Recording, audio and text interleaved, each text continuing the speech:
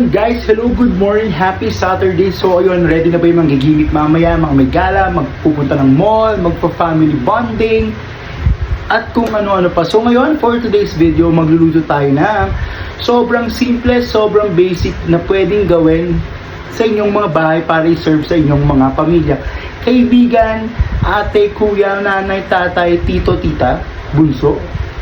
So ayun, ito ang dish natin today ay sobrang basic na chicken afritada. So ayun guys, magbe-behind the scene tayo. Papakita ko sa inyo kung paano yung preparation sa pag-ready ng mga ingredients at pagkakat ng mga kung ano-ano pa na gagamitin natin sa ating pagluluto mamaya. So BTS muna tayo guys. I will show you kung ano yung mga ingredients later. So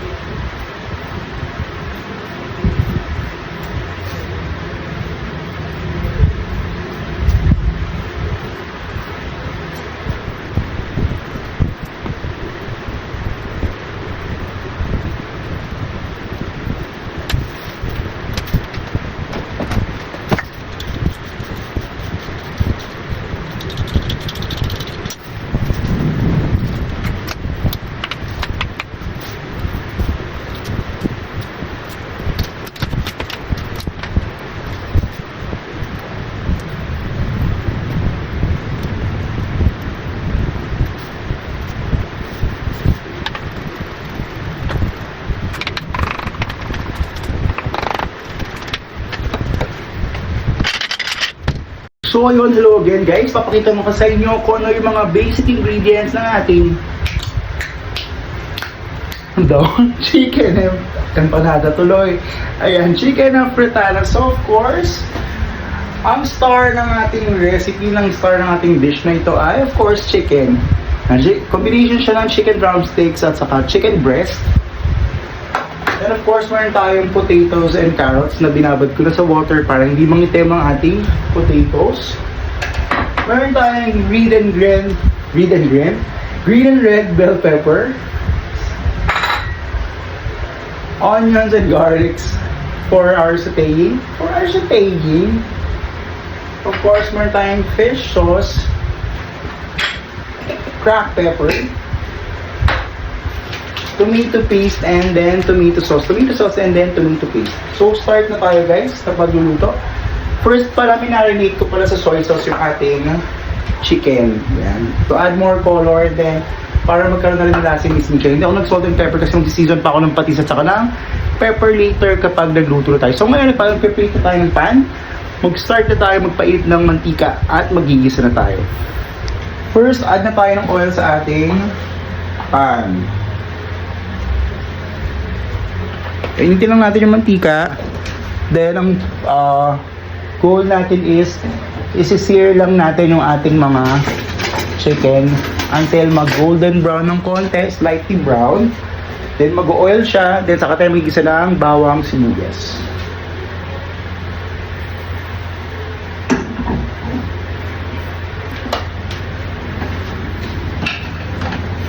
Pero bago natin i-sear yung ating chicken, of course, iluluto muna natin, fry natin ang ating carrots and potatoes.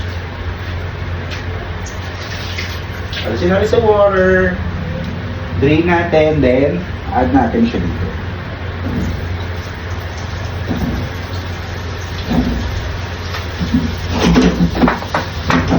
Pwede natin siya i-season ng salt and pepper. Kahit salt nga lang okay. Picture guys, lahat ng elements nyo is nasi-season niya ng salt ng ayos. Kasi para lahat may lasa. So, pinky Malayan salt yung gamit natin guys. From Esinor Members Valley.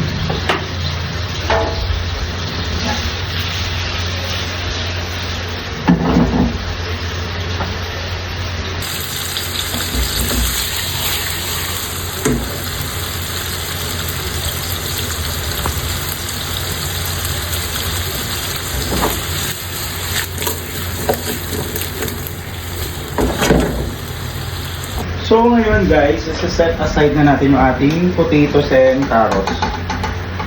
Yan. Then, start na tayo mag-sear ng ating chicken para sa ekonomiya. Chicken para sa ekonomiya. So, mag-add lang tayo ng oil. Then, reheat lang ulit natin siya ulit. Hindi natin umangat ulit yung temperature. Then, sa natin i-sear yung ating mga chicken. One by one, step by step. Ha? Yan. Start na tayo mag-sear ng ating chicken. Here. Wow.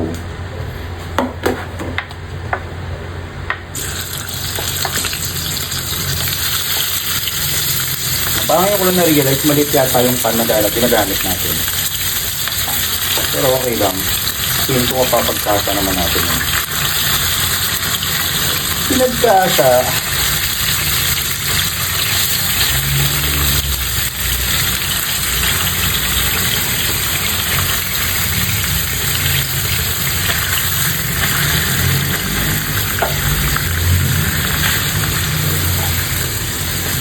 Diba? Nagsiksikan sila.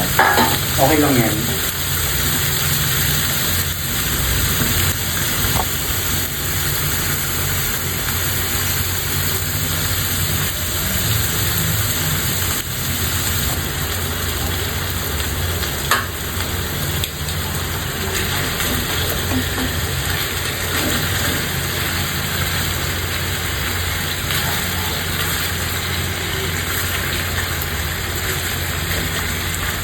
Mali tayo sa procedure na to guys, sobrang crowded yung ginawa ko. Dapat mas malaking pan. Sorry na, patawarin din ako. Pero yung maluluto pa rin naman to guys, medyo mas matagal lang. Sorry na.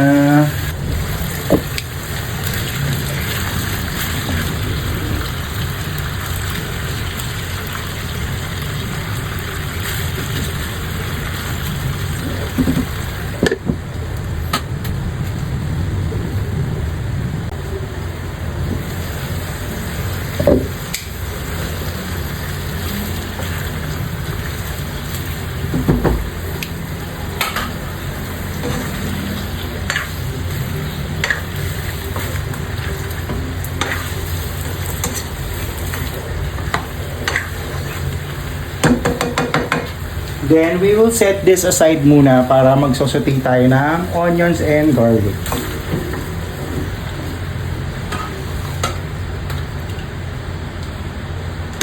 On the same pan, painitin lang natin. Then, mag-a-add tayo ng oil ulit. Oil. So, yun, mainit na ating oil. Add na natin yung ating onions. Together with our garlic. Pwede nyo pagsabay nyo guys. Isa lang naman yung ano yan. Pinag-aawayan nyo pa kung ano mauna, bawang o sibuyas. Pero kasi ang normal ko, sibuyas, onions ang inuuna ko before the garlic. Kasi ang garlic, once the oil is super init, mas mabilis siya magba-brown. Hindi mailalabas ng todo yung flavor niya. Kasi mabilis siya masusunog. So magiging mapait. So si onions kasi, kapag drinap mo siya sa oil, pag sinatay mo, hindi siya agad masusunog. Hindi siya unlike the garlic na mas mabilis masunog. So hintayin mo siya maging translucent. Saka mo na ilalagay yung garlic. Pero ang sa akin naman kasi pwede nang sabay ang garlic at onion. Hanggat hindi pa super init yung oil. Hindi naman kasi kailangan super init yung oil natin eh.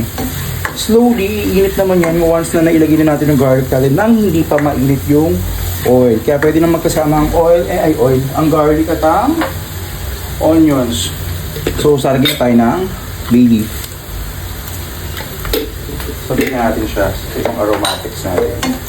Then, ang ating cracked pepper. Yan.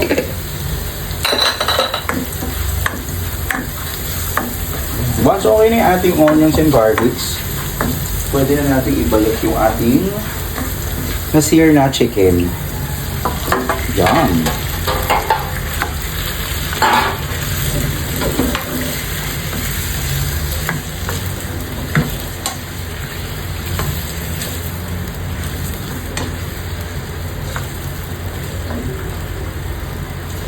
So, pwede ko nang ilagay yung ating tomato paste. Dapat kasi ang tomato paste nagigisa siya kasi nakakapanis siya. Sabihin na natin siya dito. Lahatin ko na to. sa 1 kilo, itong 1/4 na 200 grams ata to. 200 grams. Tama ba ako? Saka mag-a-add din kasi ng color kaya nito tomato paste. 70 grams lang pala. So, ayan. Sabay na natin siya. At para sinabay ko siya sa onions and garlic sa pagsote. Pero okay lang guys. Isa lang din ang makalalabasan niya. Sabi ko nga sa'yo. Same taste, same ano.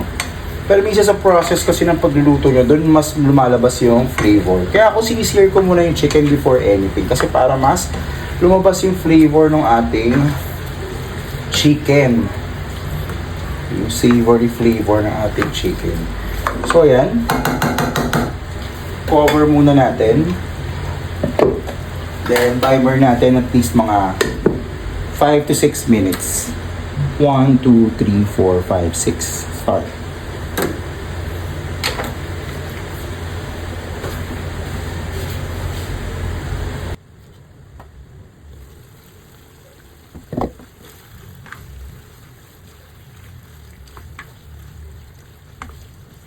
Now, pwede natin i-add yung ating fish sauce. Lagyan pa tayo ng konting sugar mamaya guys para mabalance lang yung saltiness and yung asin ng ating tomato paste and tomato sauce. Yan, simmer lang natin ulit. So after 5 minutes, pwede na tayong ulit mag-add ng konting water. Siguro at least half cup. Half cup. Pa-simmer ulit. For 8 minutes.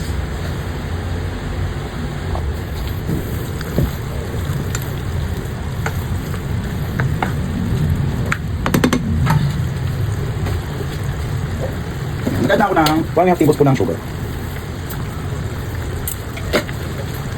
Pwede ko na rin isabay yung ating tomato sauce. Para maluto na yung tomato sauce kasi hindi siya maluto kasi ito yung nakakapanis. Ayan. Wow.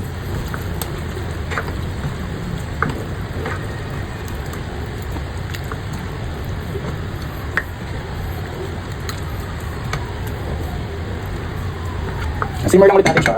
Then, hindi pa natin siya after 5 minutes. 1, 2.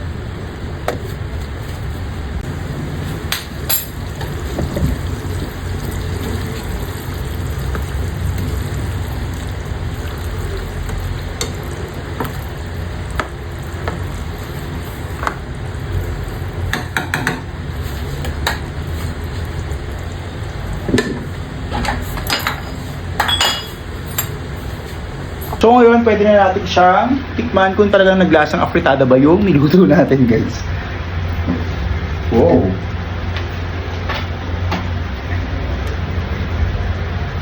Wow, ang sarap, guys. Taste test, taste test.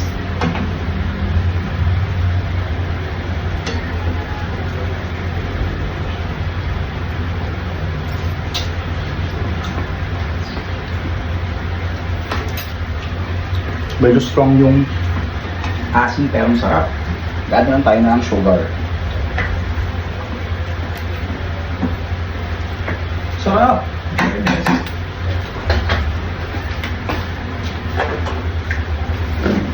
Add pa tayo ng sugar.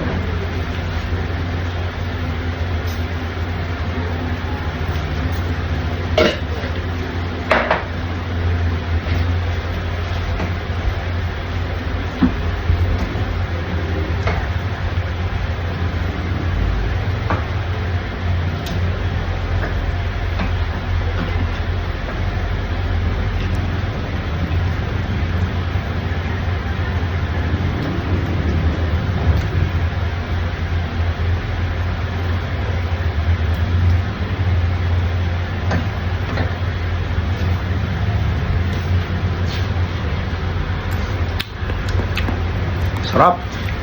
Fairness. Love it.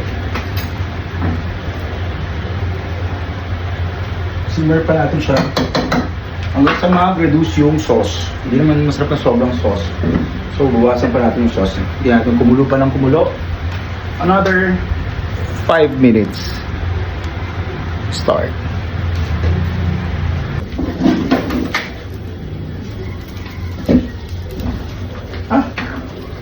Oh, sarap. So, taste test ulit, guys. Ayan, introduce na yung ating sauce.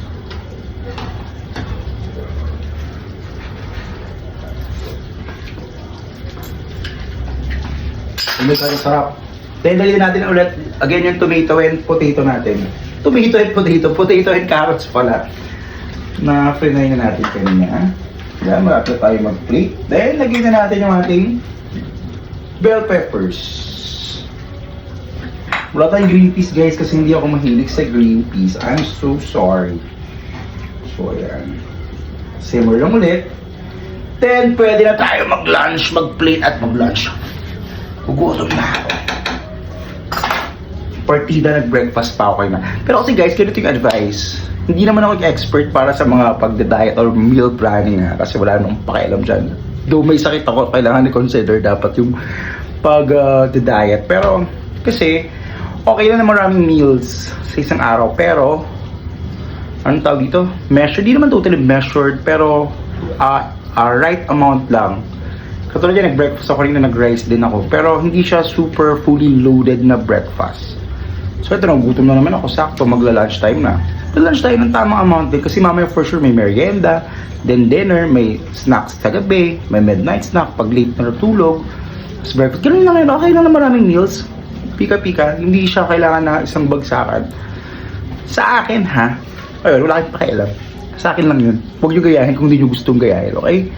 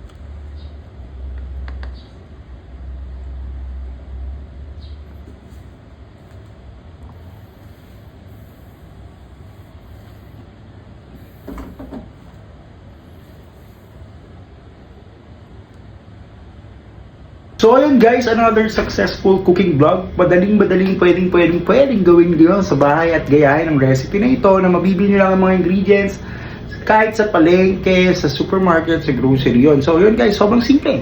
Sobrang daling hanapin ng mga ingredients. So yun, another successful cooking vlog. Thank you for watching. Don't forget to hit like, click, subscribe, and of course, hit the notification bell. So kayo tayo guys. Abot pa hanggang dinner. Dami. Bye guys! Oh,